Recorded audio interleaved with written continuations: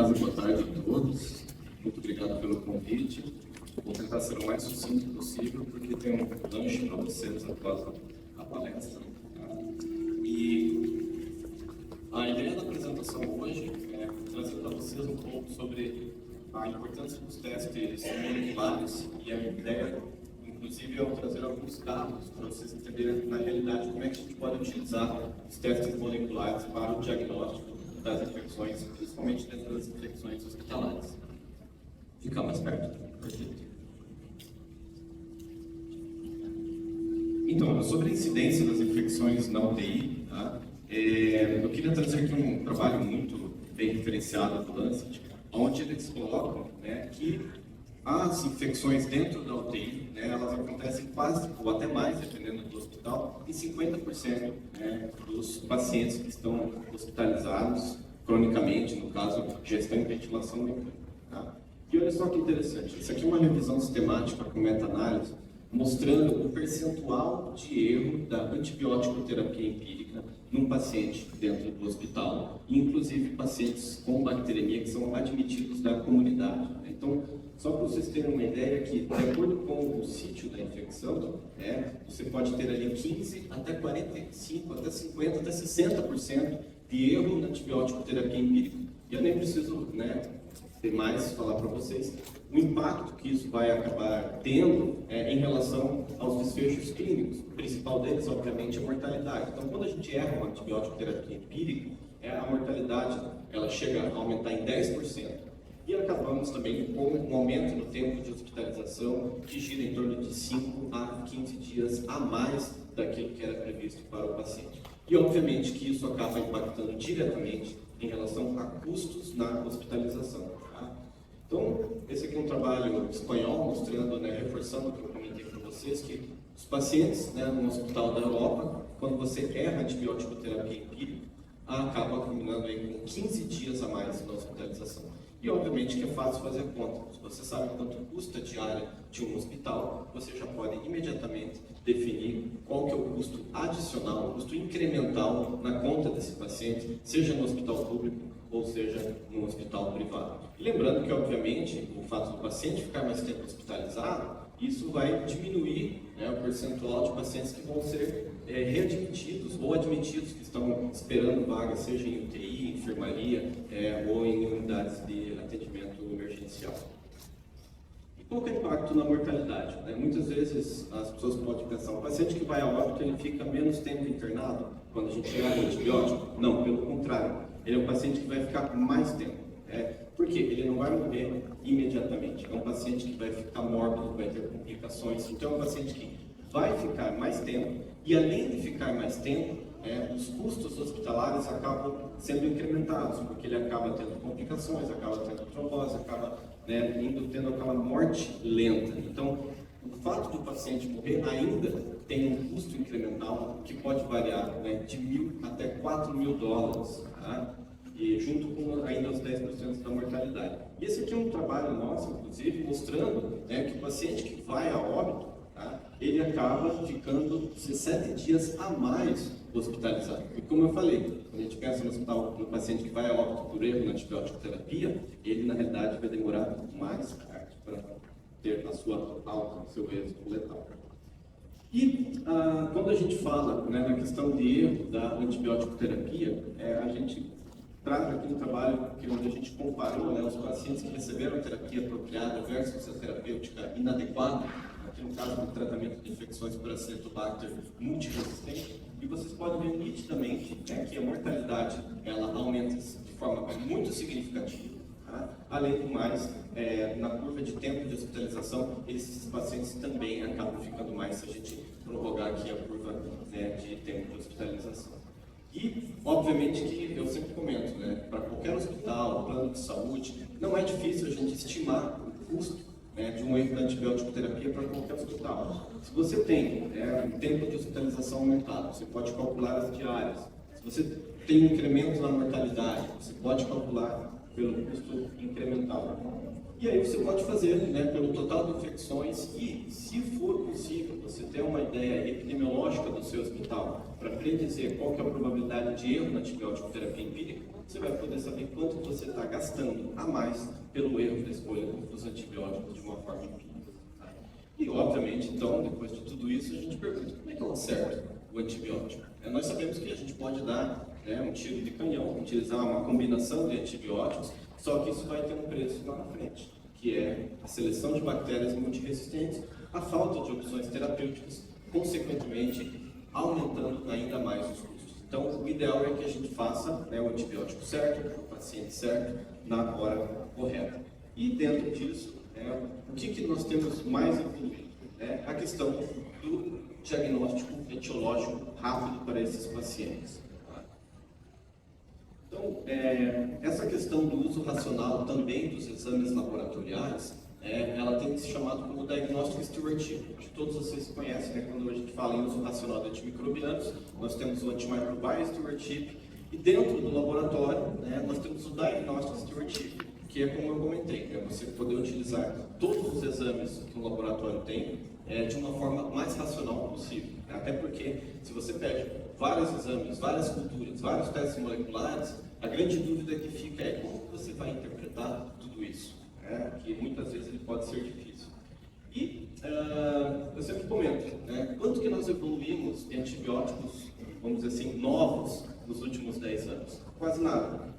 No último Congresso Europeu, se vocês fossem lá no stand, por exemplo, você tinha lá 5% só de laboratórios com medicamentos, os outros 95% era questão de exames diagnósticos rápidos. Então, é isso que acabou evoluindo. Nós quase não temos novos antimicrobianos, mas a evolução do diagnóstico rápido, ela tem melhorado significativamente. Então, quando a gente fala ali, que antigamente você teria o resultado em 5 dias, eu sei que vocês devem ou ter pensado, ou já ouvido outros falarem, de que o resultado da cultura chega só depois que o paciente já morreu.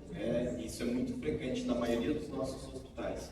Porém, nós temos ferramentas onde a gente pode detectar o agente etiológico imediatamente, muitas vezes até antes de você precisar iniciar a antibiótico terapia, que daí não vai ser mais empírica, já vai ser imediatamente uma antibiótico terapia direcionada. E quando a gente está no laboratório, pensando no caso de uma amostra clínica, você tem a possibilidade de realizar testes que em questão de 1 hora, 2 horas, diretamente da amostra clínica, você já pode ter a identificação do patógeno. E junto com esses exames, nós sabemos que o mais importante, além da identificação, é a questão de saber a sensibilidade dessas bactérias aos antibióticos. Muitas vezes saber só a bactéria, ela muitas vezes não permite que você troque o antibiótico tão rapidamente. Porém, os painéis que nós temos utilizado junto para a identificação dos patógenos, eles também estão cada vez mais contemplando os aspectos moleculares de resistência dos micro-organismos.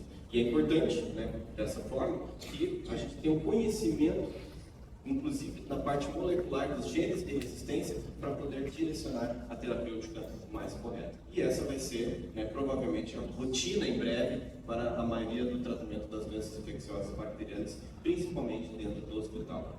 Então, se a gente pensar do ponto de vista, antigamente, a rotina para a maioria dos hospitais, você precisa de um tempo de incubação, que chega ali de 24 horas, às vezes até 36 horas. A partir do momento que você precisa pegar essa colônia, fazer a identificação, que acaba levando um método automatizado mais 24 horas, e aí você tem então um teste de suscetibilidade, e isso acaba combinando com um resultado em 3 a 5 dias.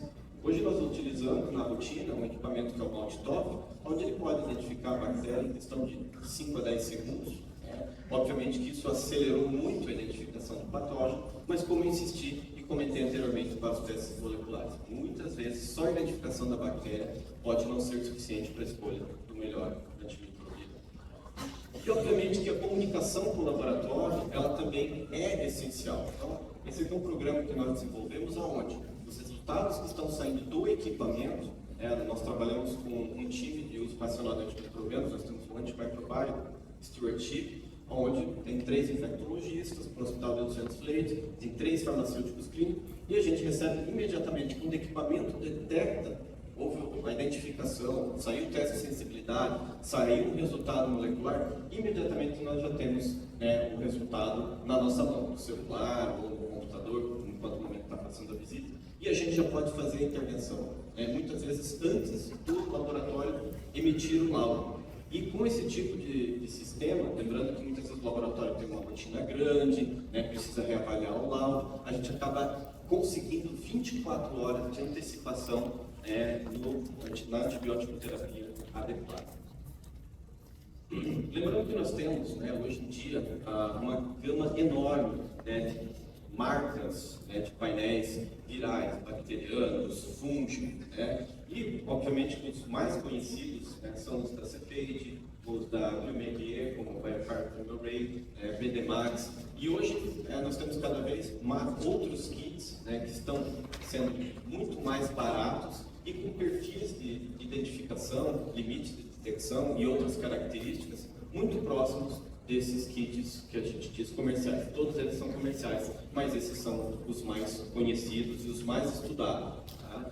O fato é que esses testes, para o nosso país, eles acabam tendo um custo relativamente alto. Porém, como eu comentei, muitos kits, sejam estrangeiros ou até produzidos no nosso país, têm barateado de uma forma significativa. São melhores, são piores, é difícil muitas vezes comparar. Mas lembrando que se você tem uma ferramenta adicional, isso vai mudar significativamente o tratamento do paciente. E outra coisa, a questão da cultura, o antibiograma, eles continuam correndo de forma paralela, eles não vão substituir, pelo menos quando a gente fala com os microbiologistas, eles dizem que nunca vai substituir. Até porque os métodos, né, de cultura, eles são sempre o padrão ouro em relação ao diagnóstico etiológico. E lembrando que também nós temos utilizado cada vez mais a metagenômica, né, o sequenciamento molecular de última geração. Era um teste que levava às vezes 15 dias para a gente ter um laudo. Hoje, em 5 a 7 dias, eu já tenho sequenciamento molecular, a avaliação de todo o microbioma de qualquer material. Então, muitas vezes se faz um teste molecular, não identifica a bactéria, você faz lá uma cultura, não identifica a bactéria. Esse material que fica armazenado no laboratório, eu mando para a metagenômica e a gente consegue identificar muitas vezes a bactéria e poder tratar o paciente da forma mais correta. Obviamente que para infecções mais crônicas, principalmente osteomielite, né, que são pacientes com infecções de difícil tratamento, e se você não tem cultura na identificação do patógeno, muitas vezes você pode deixar esse paciente meses tomando uma antibiótico terapia inadequada e só promovendo eventos adversos. Sem falar que o custo da antibiótico terapia inadequada de uma forma crônica, um teste desse aqui, que pode custar ali 500, 700, R$1.000, pode trazer grandes benefícios para o paciente. Tá? Lembro a vocês que a identificação dos genes de resistência, então é importante que quem está no hospital, trabalhando com doenças infecciosas, precisa conhecer todos esses aspectos. Antigamente, eu digo antigamente, mas é a realidade de vários hospitais, a gente realiza os testes fenotípicos, que dependem lá do crescimento da bactéria, coloca numa placa, coloca alguns produtos para verificar se forma o halo, se não forma o halo, para que você identifique molecularmente qual é o mecanismo de resistência àquele antibiótico, principalmente aos carbapeneicos, o meropenem, penem, carbapenem. Nós precisamos saber qual é o mecanismo de resistência, porque isso pode promover a possibilidade de utilização de antibióticos alternativos, porque nós sabemos que nós temos poucas opções terapêuticas. Tá?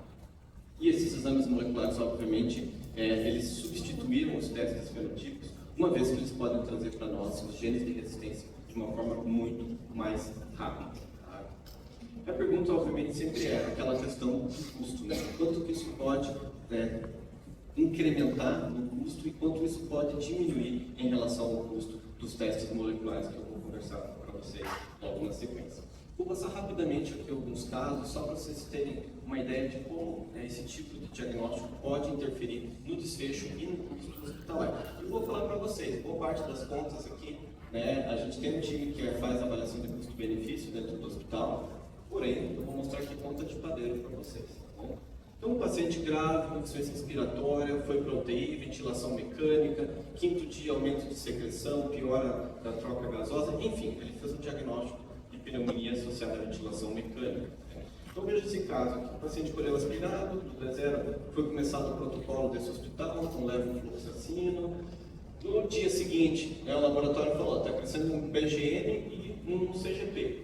Obviamente que quando cresce dois micro-organismos, o microbiologista tem que fazer o repique dessa colônia e isso acaba culminando com o quê? Mais 24 horas no atraso. Então aquela angústia que o intensivista tem de falar, ué, por que está demorando tanto para sair o resultado se eu já tenho a prévia desses aqui? Não era para sair em 24 horas o resultado? Então você acaba tendo que fazer um reisolamento do patógeno. E 24 horas depois, ou melhor, 48 horas depois, foi lá, identificou um Acinetobacter e um Staphylococcus aureus. Quando a gente olha para a antibiótico terapia, no momento em que foi feito o isolamento, o paciente teve piora clínica e o médico trocou para meropenem e vancomicina enquanto esperava os testes de suscetibilidade.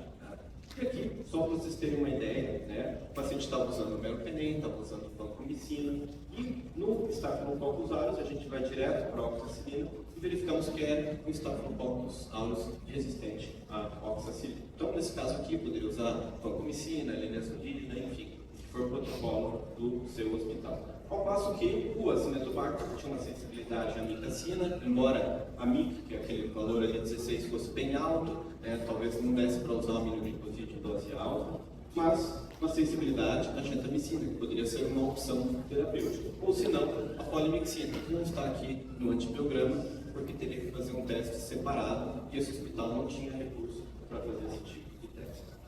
O fato é que esse paciente ficou 5 dias com antibiótico errado. E aquela curva que eu mostrei para vocês de mortalidade é exatamente 5 dias, até o 5º dia de tratamento, é onde a curva de mortalidade mais cai. Mostrando que, obviamente, quanto antes a gente começar o tratamento, menor a gente vai reduzir a mortalidade. Não vou dizer que não adianta, mas trocar o antibiótico lá no 5º dia, uma infecção grave como essa, depois de 5 dias de antibiótico terapia errada, talvez não haja nem evidência de que vai fazer alguma diferença no desfecho desse paciente. Provavelmente não. Agora, se você tem um teste molecular, você coleta essa amostra, sabe que é um paciente com alta probabilidade de infecção, e você faz um teste que possa detectar Staphylococcus aureus e detecte o gene MECA e OXA23, você já sabe que você vai precisar usar o quê? Meropenem, polimixina e vancomicina para esse paciente. Então você já teria acertado o antibiótico lá no primeiro dia. Hoje a maioria dos laboratórios em 4, 6, no máximo 24 horas já liberam esse tipo de resultado para vocês. E a gente teria reduzido a mortalidade. E aí você pode calcular qual foi o custo incremental desse paciente por ter errado o antibiótico. Obviamente com um teste molecular seria muito mais barato, mostrando custo-efetividade num caso isolado. E aqui eu tenho um exemplo como é que nós fazemos um pouco mais antigamente, antes de ter esses painéis, que eu vou mostrar alguns para vocês. Nós usávamos um kit da GeneXpert, que ele custa R$100 cada teste, detecta em 1 hora o patógeno. Então, se a gente tivesse feito R$100 lá no começo, eu já saberia que esse meu paciente tem um Staphylococcus aureus e que ele é uma MRSA, já teria citado a vancomicina. Se eu faço um teste de Carbaer, talvez também pudesse ajudar. Agora, no da Cepheid, ele não testa Acinetobacter, que não é um problema tão significativo para a empresa. E aqui eu trago um outro caso para vocês, de novo, um paciente com mais de 65 anos, internado, esse aqui é um caso da época do Covid, e nós sabemos que boa parte dos pacientes que não saiu rápido da ventilação mecânica acabavam culminando com uma infecção hospitalar. Esse paciente acabou evoluindo com uma pneumonia associada à ventilação mecânica, e novamente, D0, o médico agora ficou com medo. Ele falou, não quero mais errar. Então ele começou direto com polimixina e vancomicina, porque ele aprendeu com o caso anterior que ele não podia errar o antibiótico. 24 horas depois, o crescimento de bacilo gram negativo foi suspenso, a cobertura para MRSA, a vancomicina, e ele manteve a polimixina até sair o resultado, a identificação e o teste de suscetibilidade. E nesse caso aqui nós tivemos o quê? Uma Escherichia coli. Não é muito sensível, porque ela é uma produtora de beta-lactamase no espectro estendido, mais sensível ao aminoglicosídeo, ao auxiliano com clavulanato, a sulfa, então o médico teria aqui outras opções terapêuticas. Se ele tivesse feito um teste molecular nesse caso, já teria identificado a E. coli, já teria identificado que era uma ISBL, e aí você poderia ter mantido só o meropenem e não aquele esquema de maior espectro. Novamente aqui, se a gente fizer uma conta de padeiro, a gente já teria economizado com esse paciente. Então aqui, como eu comentei,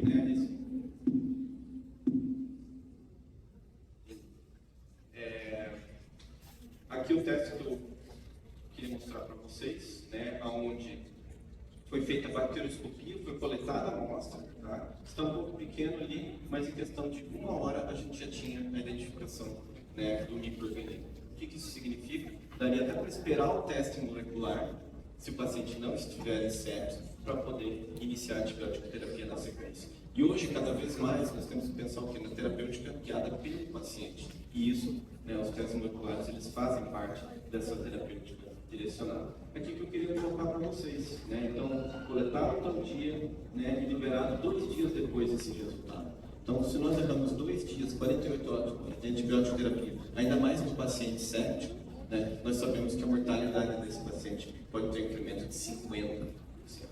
Tá? E aqui é um alerta, né, antigo do CDC, né, mostrando ali os percentuais, né, entre potenciais diagnósticos de pneumonia na comunidade, infecção urinária, né, percentual de desnecessidade de antibiótico terapia nesses pacientes. Tá? E aqui, pelo que eu mostrei, né, uma conta de padeiro para vocês. Tá? Quando a gente pensou em implementar, né, os testes moleculares, a gente foi fazendo uma árvore de decisão, a gente chama isso de modelo de Markov, e nós chegamos à conclusão que no hospital público, né, o teste molecular, sabendo que a nossa terapêutica, né, ela custa R$60 por dia, nós tivemos um empate em relação ao custo de utilizar o teste molecular e a economia com antibiótico terapia. Nós não incluímos aqui o fato de acertar precocemente o antibiótico, reduzir mortalidade e também diminuir o tempo de internação. Então, obviamente que isso aqui é um estudo de custo-minimização, empatou em custo, mas lembrando dos benefícios. Então, no nosso hospital, esse tipo de abordagem, ela é custo-benefício. Tá? Outra situação onde os testes moleculares podem trazer, né, salvar recursos dentro de um hospital. Por exemplo, um teste rápido para Clostridium, o Clostridiose, que é o nome, né? Não tanto, mas enfim. A gente tem o hábito de falar Clostridium. Quando você põe na ponta do lápis, não sei se vocês sabem, mas no nosso hospital, R$67, né, é o dia de custo com os insumos para isolamento do paciente. Avental, luva, ainda mais a luva, né, que aumentou 10 vezes depois do Covid, né, e não voltou ao preço anterior. O fato de você identificar que o paciente não tenha Clostridium ali no primeiro dia, quer dizer, em 1 hora você tem esse resultado, a economia que você vai ter com materiais que são dispensados, sem falar no isolamento desse paciente, que muitas vezes ele pode ocupar um leito adicional, tá? Isso faz com que no nosso hospital, ao final do ano, a gente economize com o teste molecular R$30 mil. Muitas vezes alguém pode falar, R$30 mil não é muito. Mas dentro do hospital, quando você começa a fechar as goteiras, você começa a salvar recursos, né? Isso você pode utilizar no barganho e conversar com a direção do hospital. Olha, nós podemos economizar isso, vamos melhorar, vamos colocar um outro método, vamos implementar esse método para tal infecção, e é assim que a gente tenta trabalhar. Tá? Outra questão, testes, por exemplo, para detecção de carbapinemases, né, no paciente que é admitido no hospital. Então, dependendo da incidência, dependendo do custo que você vai pagar no teste, que hoje é um custo extremamente barato, resultado em 1 a 2 horas, você evita a necessidade de isolamento desses pacientes, que pode demorar de 2, 3, às vezes 4 dias para você tirar o paciente do isolamento. Então, muitas vezes, se você tem um resultado, né, que leva ali 2, 3 dias, como que você pode saber se isso é custo-benefício? Isso aqui é o que a gente chama de break-even, né? Então, nós calculamos o gasto inteiro do paciente que vai ter por utilizar o teste molecular e o tempo, o atraso que nós temos utilizando a cultura convencional, e nós verificamos que se o resultado do nosso laboratório não solta a cultura em menos de 2 dias e meio, tá? Vale a pena implementar o teste molecular.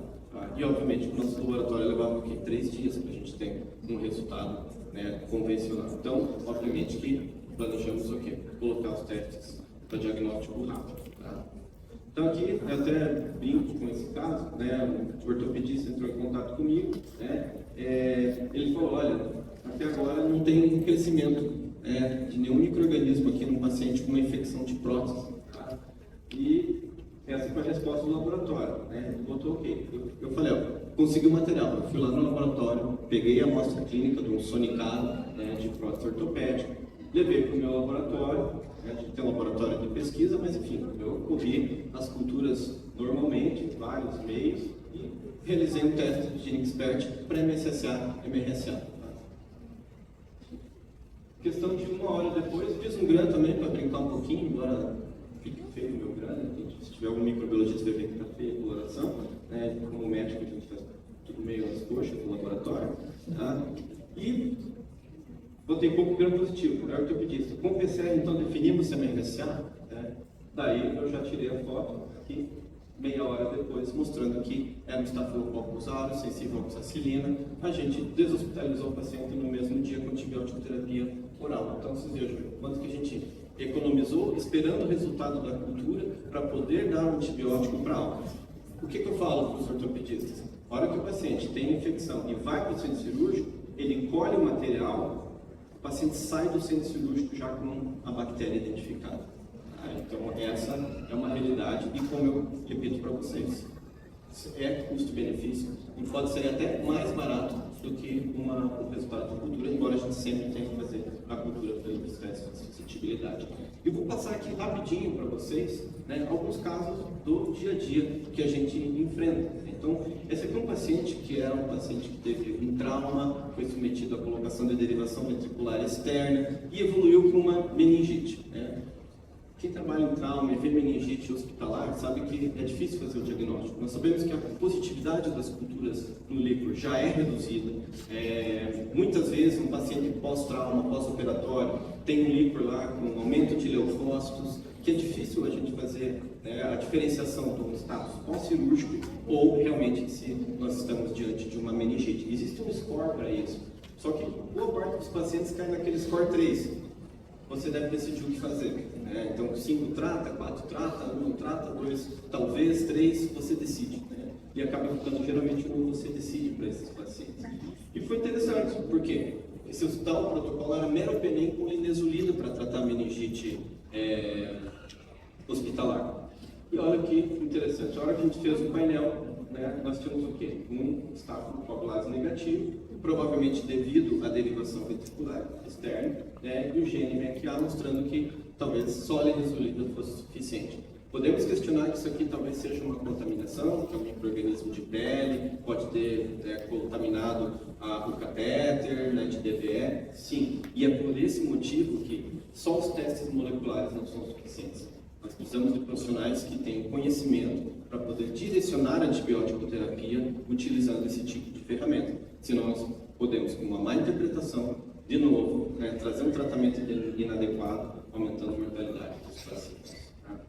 Esse aqui também é um caso, né, foi em abril, tá, onde o paciente, novamente, ele estava com um quadro gravíssimo de pneumonia e, obviamente, que foi coletada a cultura, foi coletado um painel viral e todo mundo achava que era uma pneumonia, né, bacteriana ou ficaram uma dúvida se era ou não um quadro respiratório viral. Fizemos um painel viral e todos vocês já tiveram experiência do Covid. Embora alguns persistiam com o uso do antibiótico, esse é um paciente onde nós tiramos o antibiótico, ficaram com medo da gravidade, colocaram meropenem já para o paciente com uma potencial PAC, né? E a gente tirou todos os antimicrobianos, deixando o paciente com Tamiflu, teve uma boa evolução, mostrando a não necessidade da antibiótico terapia. E você sabe que a antibiótico terapia inadequada, né, combina com outras complicações, seleção de bactérias multiresistentes, aparecimento de diarreia por clostridose difícil.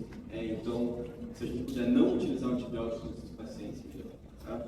Aqui um outro caso, né, de líquor, aonde? Nesse caso, ele tinha caído num score baixo, 2, 3, e a gente ficou na dúvida, será que é um status pós-cirúrgico, né, do trauma, ou realmente precisava de antibiótico?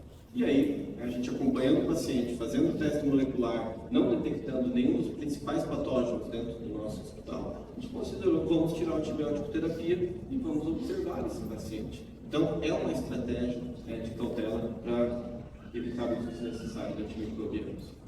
E esse também, né, embora ele esteja material em hemocultura, né, na realidade foi um líquor, esse é também um paciente com trauma, né, a gente coletou o painel, uma suspeita de meningite hospitalar, mesmo esquema, né, meropenem com linezolida, só que ele tinha uma fístula lipólica devido ao trauma. E aí cresceu o quê? Um streptococcus pneumonia. Então a gente poderia ter deixado os pacientes só com ceftriaxona. Obviamente, nós deixamos só com ceftriaxona. E a gente suspendeu o meropenem e a linezolida. Tá? Então esses são casos do dia a dia, né, que a gente verifica que o impacto dos testes moleculares ele pode mudar tanto o uso racional de antimicrobianos quanto também a questão de desfecho dos pacientes.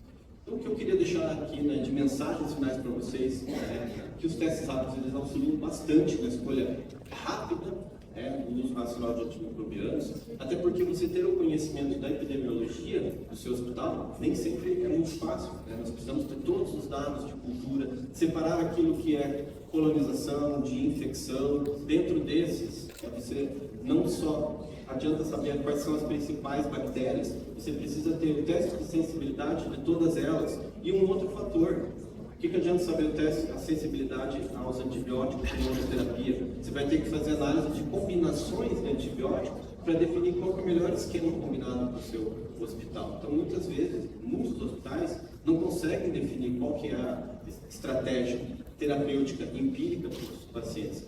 Então, se você consegue fazer isso, no caso ali, você pode alcançar um acerto de terapêutica empírica de 85%, 90%. E isso é muito bom, frente ao que eu mostrei para vocês em relação ao percentual de erro em estudos da Europa e dos Estados Unidos. Tá? Eles reduzem custos, eles não trazem um custo incremental se nós pensarmos em custo indireto. Reduz mortalidade, porque nós vamos estar acertando a antibiótico terapia. A não ser que você me garanta que o esquema empírico que é feito no hospital, ele consegue chegar a um percentual tão alto como esse. E a gente sabe que não é a realidade da maioria dos hospitais. Por que eles vão reduzir resistência antimicrobiana? Eu não tenho esse dado aqui no slide para vocês, mas você consegue reduzir, pelo uso desnecessário de antibióticos de amplo espectro, até 50% do aparecimento de bactérias multiresistentes. Tá? No nosso hospital, nós nunca precisamos usar, por exemplo, ceftazidima com avibactam. Pouco polimixina, o consumo de polimixina é extremamente baixo. Por quê? Diagnóstico rápido e terapêutica empírica faz com que você consiga reduzir os antibióticos numa estratégia que a gente chama de carbaspédia, tá? Reduzir o consumo dos carbapenêmicos, que são os principais antibióticos selecionadores de bactérias multiresistentes. Tá? E, obviamente, que a gente precisa também de automação dentro do laboratório, quer dizer, avaliar a estratégia terapêutica, a escolha do antibiótico, não só pelo SRI, tá? Mas você precisa analisar também aquele grau de sensibilidade, sabendo, amigo, que você pode lançar mão de estratégias que vão evitar o uso de carbapenêmicos, usar menos, até mesmo menos beta-lactantes, se você usar uma estratégia de dose. Mas, obviamente, que esse é um assunto para uma outra apresentação, tá bom? Muito obrigado, gente.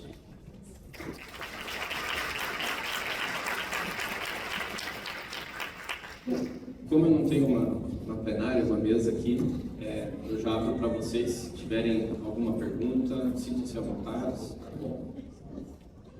E se não, nós temos aí o lanche para todos vocês, tá bom? Muito obrigado.